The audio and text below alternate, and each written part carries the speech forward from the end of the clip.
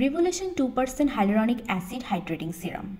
আজকে আমরা এই সিরামটা সম্পর্কে জানবো কেন এই সিরামটা ইউজ করা উচিত এবং এটা আমাদের স্কিনের জন্য কতটুকু হেল্পফুল। সো প্রথমে এই সিরামটিতে যেটা ফোকাস করছে 2% হাইলুরনিক অ্যাসিড।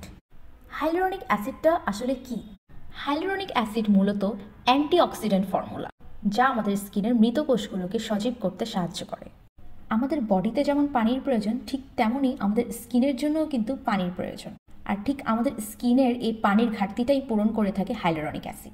অনেক সময় আমরা বলে থাকি আমাদের স্কিন কালচে লাগছে, ডাল হয়ে গেছে বা রিঙ্কেলস পড়ে গেছে। এর একটাই কারণ, সেটা হচ্ছে ডিহাইড্রেশন। আর এই ডিহাইড্রেশনের জন্যই স্কিনটা আস্তে আস্তে ডাল হয়ে যায়, যার ফলে দেখতে কালচে লাগে।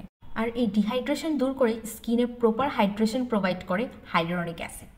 তাই আমাদের স্কিন কেয়ারে হাইলুরনিক অ্যাসিডযুক্ত প্রোডাক্ট থাকাটা কিন্তু মাস্ট, যেমন টোনার হতে পারে, সেরাম হতে পারে অথবা ময়শ্চারাইজার হতে পারে।